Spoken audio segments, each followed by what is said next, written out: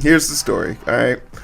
So basically, I was working during the pandemic as a pulmonary transplant specialist, and as you can imagine, that shit got pretty tough.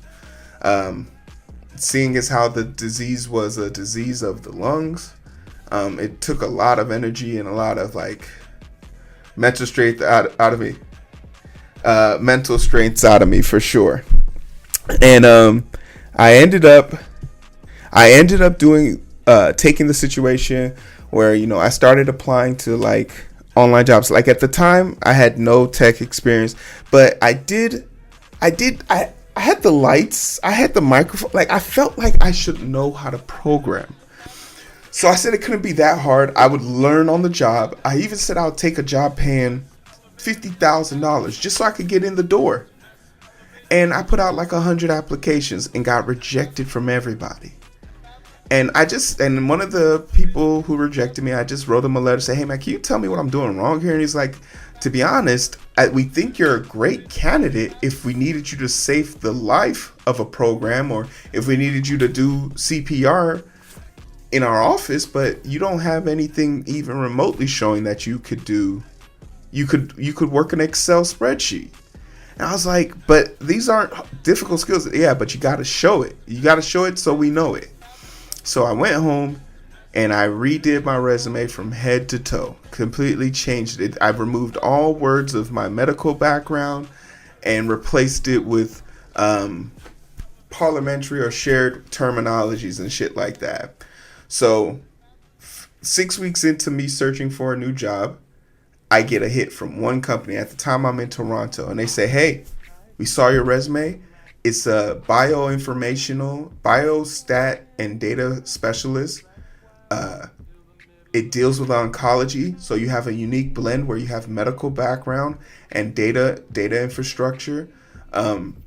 Would you be interested in the opportunity? I was like, absolutely. Did the first round initial interview. It became painfully clear that I needed to giddy up. And what ended up happening was they said, hey, we have a technical exam for you to take. You have to take the test at a testing center. And I was like, shit, I'm in Toronto. And they were like, I said, I'll be moving back in like 6 weeks. They said, perfect. We don't plan on making a decision for this anytime soon. Take your time, move back, take the test, and when you pass the test, you'll get invited to the interview. So immediately, first thing I did was download everything I could find on the internet.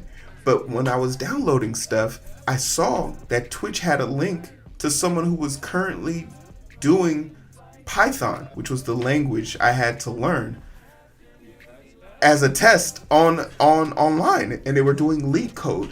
So I immediately came to Twitch. I started my own channel, and every day for 6 weeks, probably more like 10 weeks, I came here and practiced coding for 1 hour a day. That's the name of the channel, Coding with Strangers.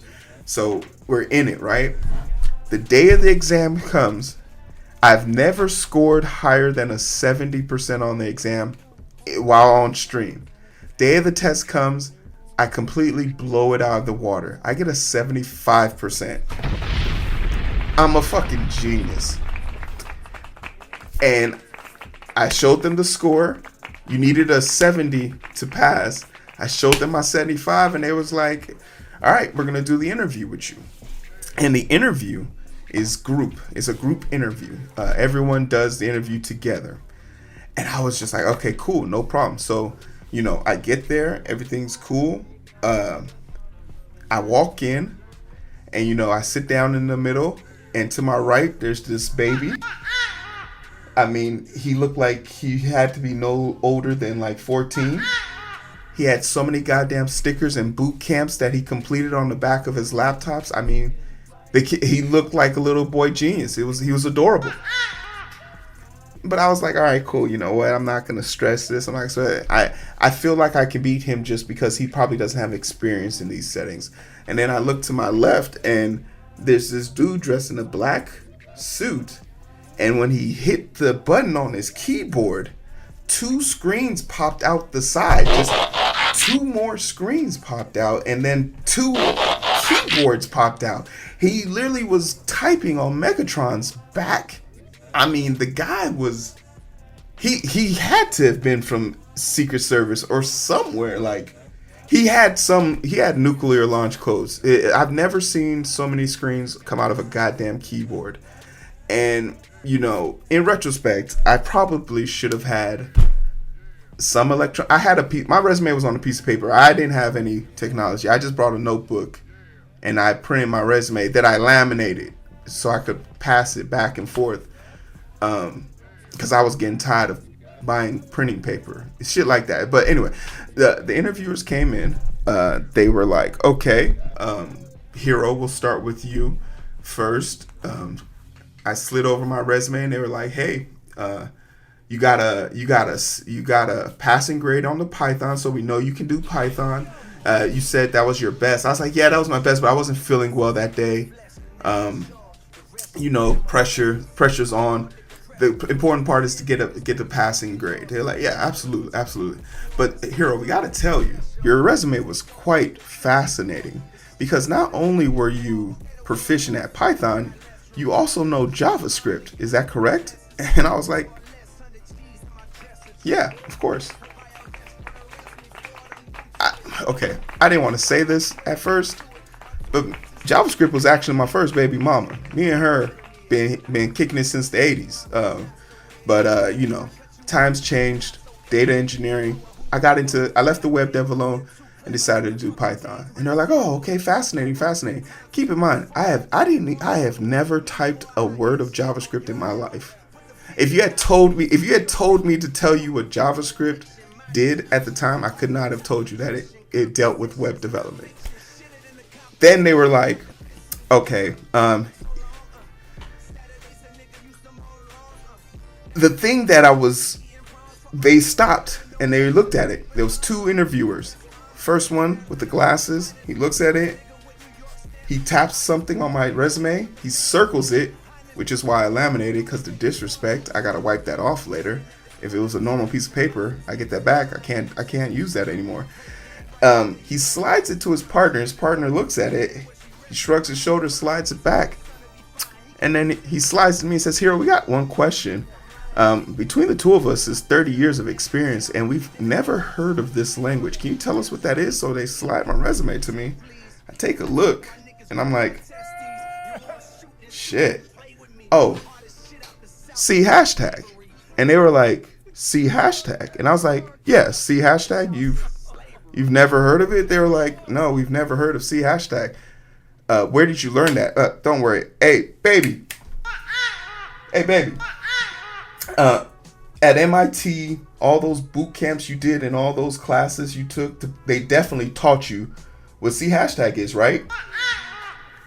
He says yes. I say, Megatron, before you take over Optimus Prime and Unicron and all that bullshit, they gave you the secret to fucking C hashtag, right? He also says yes. So I flipped my resume back around. I slide it to him and said, "Motherfucker, it's C hashtag. I could show you." Get down. The moral of the story is their job to disqualify you. You never have to disqualify yourself. The interview continued. It took an hour. After it was all said and done, they came and got the little pipsqueak. And me and Optimus Prime and Megatron, we all shook hands and were like, I guess the young guy, the children are our future. You know, he did answer some really good questions. And then they came and got Megatron. And I was like, God damn. They interviewed so well. Both of them interviewed so well. They made another job so they could get both of them. That's crazy. But at the end of the day, I was like, you know what? I'm going to go back to the hospital. This experience was fun. I proved that I could pass the test. You know, I proved that I could do this. It was fun making new friends that I made on Twitch. It was worth it. It was worth it. And then they came in and said, hey, Hero, when do you want to start? And I got the job. So since then, it's been 3 years now, and and I've been promoted twice, and I've been put in charge of regional teams in Singapore and all over the country. But ultimately, I think the thing I really want to do is become better at those skill sets that I didn't have skills at, and that's why I keep doing it. And even interviewing for jobs with those same skill sets that would still force me to learn and get better. So now, today, I can program in Python and I can program in JavaScript.